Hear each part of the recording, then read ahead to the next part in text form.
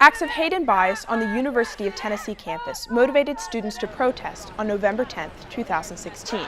The protest signifies a high point for tensions between various campus groups.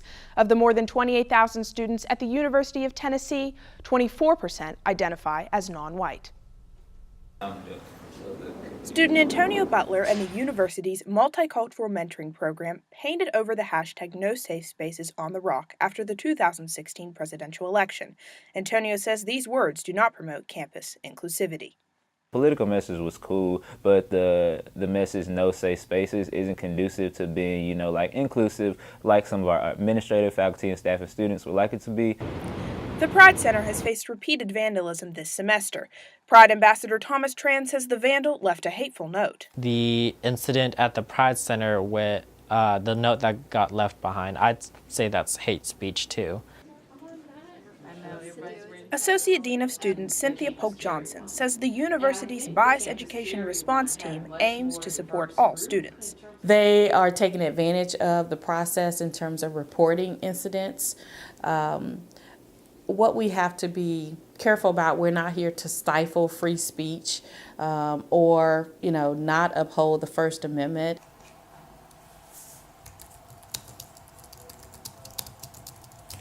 Students can fill out a bias incident reporting form online. After the 2016 presidential election, the American flag at the Howard Baker Center was ripped down and defaced.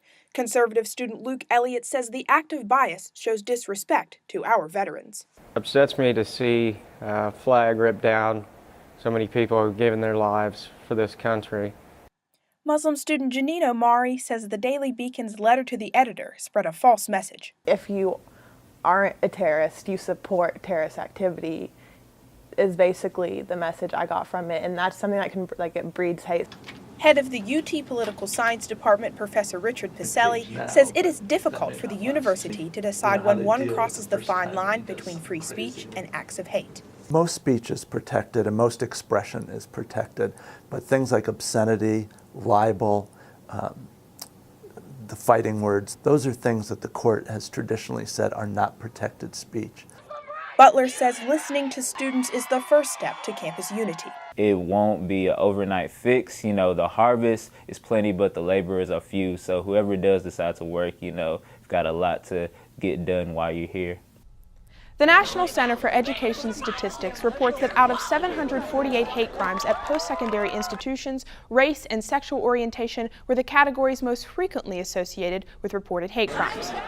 For UT Today, this is Beverly Banks reporting.